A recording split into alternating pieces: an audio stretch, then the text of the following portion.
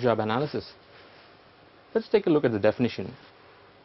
Job analysis is the determination of the essential characteristics of a job to identify its component parts and the circumstances in which it is performed. It is a complete understanding of the job. Break it into components and analyzing the parts so that you have a better understanding when it comes to designing pay structures and relevant activities. What are the uses of job analysis? One obvious area of use is in recruitment and selection, wherein you know what kind of people or applicants you are trying to recruit. For appraisal process, you know what is the relative worth of that particular job in the overall context of the organization. To design your rewards and recognition programs, to develop training programs, job analysis throws out your skill gaps, your competency gaps. In that way you can design your learning and development programs to bridge those gaps and deficiencies. To establish the rates of pay, so job analysis gives you the edge to design your grades and your jobs and to give them suitable pay structures to compete in the open market. Eliminating risks, hazards in job. When you do a thorough job analysis, you identify the risks involved in a particular job. What are the elements that can increase the performance or decrease the performance? What are the risk aspects? When it comes to compliance with labor laws, you can design measures so as to minimize any adverse impact and increase the performance levels. That can be done through job analysis.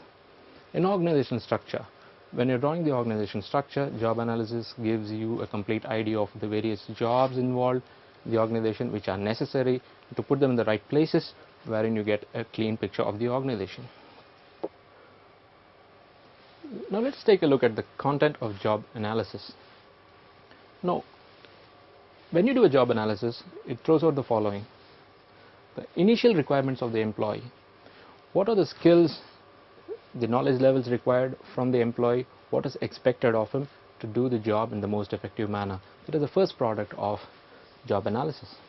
Now, duties and responsibilities of the job. What is the specific duties and what are the other responsibilities when it comes to the job performance. Now, this is again a content of job analysis. Environment and conditions of the job.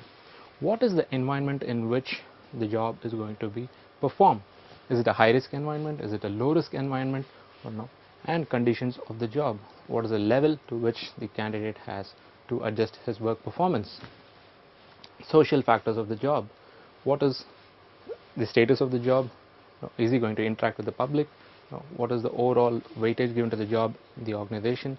Is he reflecting the image of the organization through his job performance? These points gives you the content of job analysis. What are the methods of job analysis? How it is done in actual practice? Observation of working practices. It is the most simplest form wherein the job is observed. What a person does as part of his daily routine is observed and recorded. The minute details of the particular job is recorded so as to arrive at a decision on the components of the job and what is the right pay for the job. Questionnaires and interviews. If there is no time to observe and if it's a bit complex, the practice is to give questionnaires to the employee himself who's performing the job, who has a better understanding, and also to the supervisor or the manager who is directing the job activities. This will give you a clear picture of the job in its entirety. Now, diaries and timesheets. This is a method wherein you log in your daily activities. You keep a record of all your activities by maintaining timesheets. So what is the job performance in a particular week, in a particular day, and over a period of time. This gives you a complete picture of what are the activities that is being carried out as part of the job. Let's take a look at job description. It is one of the most important concepts when it comes to understanding HRM practices. It is a broad description of a job or position at a given time. Now, if you take a closer look at the definition, it is a broad description. It leaves no room for ambiguity. So it is a broad description of a job at a given point in time. So it means it is dynamic, it is not static. So because the job descriptions vary over a period of time, the nature of job varies over a period of time in response to the market changes. It is a written statement of those facts which are important regarding their duties, responsibilities, and their organizational and operational interrelationships. It is a written statement. It is established in writing so that there is no misunderstanding between the various departments and its place of a particular job in the overall context of the organization. Duties, responsibilities, and the relationships. It clearly specifies the duties, the responsibilities, and the linkages with the other jobs in the organization and its overall importance in the framework of the different positions in an organization. What are the uses of job description?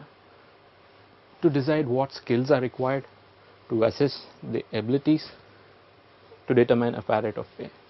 Now, job description, the fundamental reason behind this exercise is to understand what skills are required and to decide whether the skills are required to complete the job in an effective way.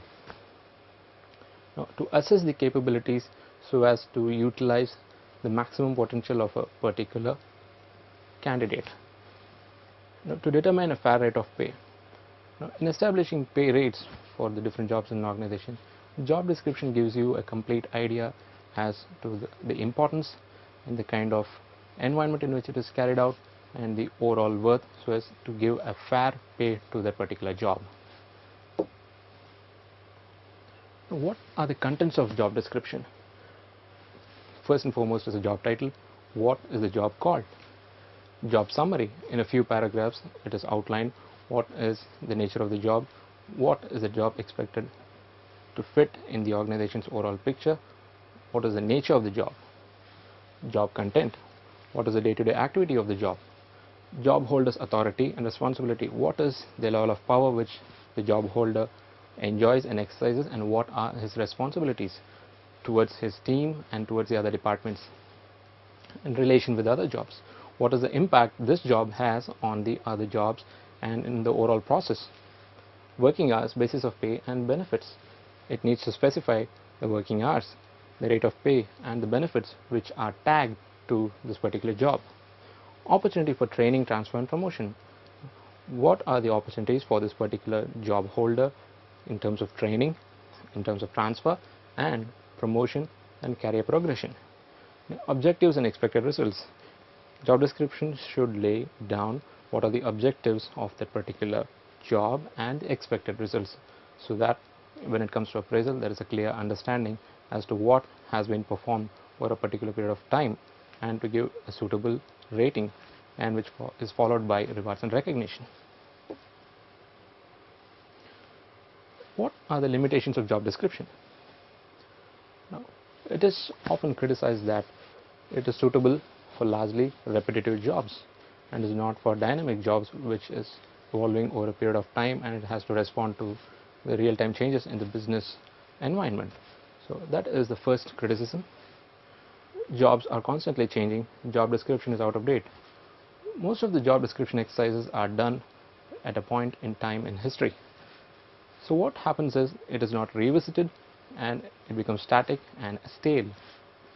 As the environment changes, you need to revisit the job descriptions and give a refreshing aspect to this job description so that it reflects the day-to-day performance of the jobs.